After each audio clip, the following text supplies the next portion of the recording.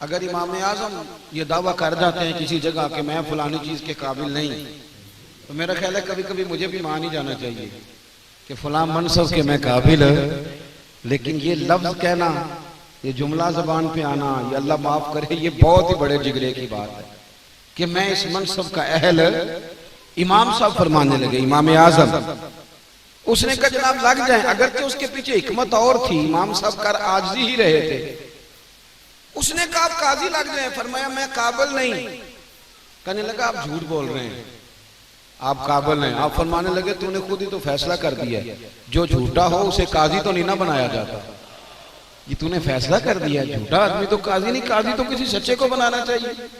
یاد رکھیں کہ ذمہ داری، ایک حدیث ہے نبی کریم علیہ السلام کی، حضور نے فرمایا جس کے ذمہ فیصلہ لگایا گیا نا، مسند امام احمد میں موجود ہے، فیصلہ جس کے ذمہ لگایا گیا کہ یار یہ ہمارا فیصلہ کر دو، محبوب فرماتے ہیں اس کو تو بغیر چھری کے ذبح کر دیا گیا ہے، اس کے ذمہ۔ اور یہاں آپ جس کو مرضی چودھری بنا لیں، وہ تیار بیٹھا ہے، آپ کہیں جناب آپ ہمارا فیصلہ کر دیں، بندے ریڈی ہیں، کہتے ہیں میں میرے جیسا منصب دوسرا ملنا ہی کوئی نہیں۔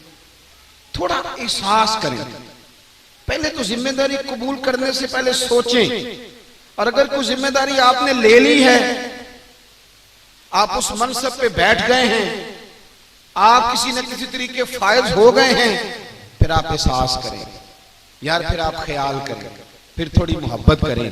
اگر آپ کسی بھی شعبے سے تعلق رکھتے ہیں، کسی بھی شعبے سے، مجھے ایک الیکٹریشین کی بات بڑی یاد آتی ہے کہ وہ ایک دفعہ کام اس کو ہم نے بتایا کہ مسجد کا، تو میں نے ایک صاحب کو فون کیا، تو وہ میں نے کہا یہ آئیں گے تو ان کو سامان دے دینا، انہوں نے کہا جی ٹھیک۔ بعد میں نا اس جس دکاندار کو میں نے فون کیا تھا، اس کا مجھے فون آیا، کہنے لگا یہ آپ کا رشتہ دار ہے؟ میں نے کہا نہیں۔ کہنے لگا کوئی شاگرد مرید ہو؟ میں نے کہا نہیں۔ میں نے کہا واقعی؟ میں نے کہا آپ نے یہ کیوں پوچھا ہے؟ کہنے لگا الیکٹریشین تو کبھی اتنا پیار کرتے ہی نہیں، وہ کہتا ہے اس کے بغیر بھی گزارا چل جائے گا، یہ چیز اتنی بھی ہو جائے تو ٹھیک ہے، اتنی بھی ہو جائے تو ٹھیک ہے، اتنی بھی ہو جائے تو ٹھیک ہے، اتنا بھی ہو جائے۔ وہ تو بار بار چیزیں کم کرا رہا تھا، میں دینا چاہ رہا تھا، وہ بار بار کم کرا رہا تھا، اور پھر یہاں تک مجھے کہہ کے گیا ہے کہ یہ چیز اگر نہ لگی تو آپ واپس کر لیں گے۔ تو الیکٹریشین تو یہ کام نہیں کرتے، ہمیں تو بعد میں کئی لوگ بیچ بھی جاتے ہیں آگے۔ تو یہ کوئی آپ کا اپنا تھا؟ میں نے کہا یار نہیں ایسی تو کوئی بات نہیں ہے، پہلی ملاقات ہوئی ہے۔ میں اس شخص کے پاس گیا، میں نے کہا یار دکاندار آپ کی بڑی تعریف کر رہا تھا، تو وہ کہنے لگا میری ماں نے مجھے ایک ہی نصیحت کی تھی، بالکل ان پڑھا، اور پیر صاحب کی نہیں، استاد صاحب کی نہیں، اماں کی بات سناتا ہے، کہتا ہے اماں نے ایک ہی نصیحت کی تھی کہ بیٹا کسی کا بھلا کرے گا تو رب تیرا بھی بھلا کرے گا۔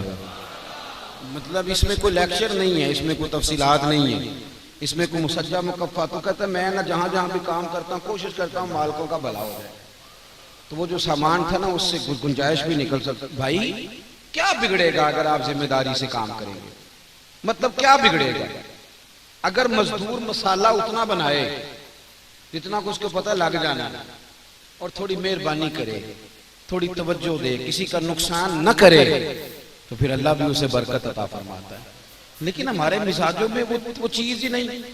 میں کہا کرتا ہوں کہ ٹیچر ہونا، اسکول کا ٹیچر ہونا بہت بڑی بات ہے نا، اور ٹیچر وہ جلوس بھی نکالتے اپنے حقوق کے لیے، پر جب ٹیچر چھٹی سے پہلے سموسے منگا کے پیسے ڈال کے سموسے کھا رہے ہوتے، تو انہیں اس وقت بھی اللہ سے ڈرنا چاہیے کہ یہ کلاسیں شور کر رہی ہیں اور استاد سموسے کھا رہے ہیں، چائے پی رہے ہیں۔ انہیں سمجھنا چاہیے کہ اگر استاد کا اکرام بڑا ہے تو پھر استاد کی ذمہ داریاں بھی بڑی ہیں، اسے پھر سوچنا چاہیے کہ ہم کس جگہ ہیں اور ہم کیا کر رہے ہیں۔ ہمیں جہاں جہاں بھی آپ ہیں، بحیثیت بیٹے کے، بحیثیت ایک والد کے، بحیثیت ایک استاد کے، بحیثیت ایک شیخ کے، آپ جہاں ہیں، جس منصب پہ ہیں، آپ ذمہ داریوں کا احساس کریں۔ ایسے بھی استاد ہوتے تھے، وہ لوگ بھی ہوتے تھے۔ اقبال اپنے استاد کے بارے میں کہتے ہیں میرا شیخ، میرا استاد جب صبح آتے تھے نا وہ پڑھانے کے لیے، تو کہتے ہیں وہ روٹیاں باندھ کے لایا کرتے تھے، اور وہ انہوں نے نا روٹیاں باندھ کے رکھی ہوئی ہوتی تھیں، اور جب دوپہر کو وقت ہوتا تھا کھانے کا تو وہ دیکھتے تھے کون کون سا بچہ کھانا لایا ہے اور کس کس کی جیب میں پیسے نہیں ہیں. فرماتے ہیں پھر وہ ان سب کو بلاتے اور کہتے ہیں کہ میرا دل کر رہا ہے آج میرے ساتھ بیٹھ کے روٹی کھاؤ. کہتے ہیں پھر وہ ڈھونڈا کرتے کہ کون کون بچہ ایسا ہے جو فیس جمع نہیں کرا سکتا, کون ہے, پھر وہ اس سے پیار کرتے. پھر اقبال تڑپ کے کہنے لگے اگر کوئی شعیب آئے مجسر, پھر شبانی سے کلیمی 2 قدم ہے. اگر کوئی ایسے لوگ مل جائیں جو احساس کرے کہ مجھے تھوڑا دیکھنا ہے کس کو کہاں کتنی ضرورت ہے, کون آدمی ہے جو جس تک میں پہنچوں گا تو میں اس کا کچھ فائدہ کروں. ہم اگر اپنی ذمہ داریاں اس حساب سے پوری کریں, جب کوئی دادا بن جاتا ہے تو ذمہ داریاں اور بڑھ جاتی ہیں, اس لیے کہ اس کو بہت سمجھدار سمجھنے لگتے ہیں اس کے خاندان کے لوگ. اب اگر کبھی اس کی منہ سے غلطی سے بھی گالی نکلے گی تو بہت بڑا نقصان کرے گی, بچے عادی ہو جائیں گے, اس کا نقصان ہوگا. تو اپنی ذمہ داری خوب اچھے طریقے سے نبھانے کی کوشش کریں, خوب اچھے طریقے, اور کتنا لمبا فرق نہیں پڑتا.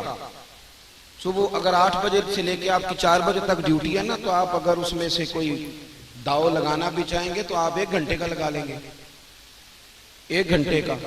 تو اگر آپ نے 9 گھنٹے کی ڈیوٹی میں سے 1 گھنٹے کا داؤ فریب کر بھی لیا تو آپ نے بلا وجہ اپنا ہی نقصان کیا. 7 گھنٹے تو پھر بھی کرنا ہی تھا, 8 گھنٹے تو کام کرنا ہی تھا. تو چلو وہ گھنٹہ بھی صحیح کر کے اگر کام کر لیتے تو دیانتداری والا معاملہ ہو جاتا, کوئی رقم مشکوک نہ رہتی, ماحول بالکل ٹھیک ہوتا. اس لیے سمجھے اس بات کو, ذمہ داری کا خوب احساس کریں, خوب احساس کریں. حضرت ابراہیم علیہ السلام کی داڑھی میں نا سفید بال آ گیا. یہ سفید بال بھی ایک منصب رکھتے ہیں, پتہ آپ کو, سفید بالوں کا بھی منصب ہے. جب داڑھی میں سفید بال آیا نا, داڑھی میں سفید بال آیا تو آپ نے اللہ کریم سے پوچھا یا اللہ یہ کیا ہے؟ تو فرمایا ابراہیم یہ تمہاری عزت ہے, یہ تمہارا وقار ہے, یہ تمہارا اعزاز ہے. حضرت سید ابوالبرکات شاہ صاحب مفتی اعظم پاکستان اعلیٰ حضرت خلیفہ تھے, تو وہ ہزاروں علماء کے, مفتیوں کے, شیوخ کے استاد تھے.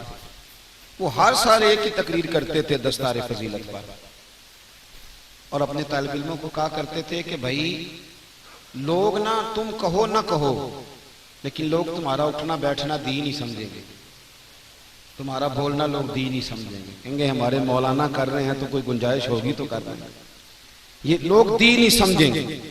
تو یاد رکھنا کہ ایسا نہ ہو. پھر ایسا بھی ہوتا ہے کہ لوگ جب عالم سے, صوفی سے اور درویش سے متنفر ہوتے ہیں تو کئی دفعہ دین سے بھی ہو جاتا ہے. تو ایسا نہ ہو کہ تم کسی ایسے جگہ پہنچ جاؤ کہ تمہارے بہت قریب آنے والا شخص جب پیچھے ہٹے تو مذہب سے ہی پیچھے ہٹ جائے. اپنی ذمہ داریوں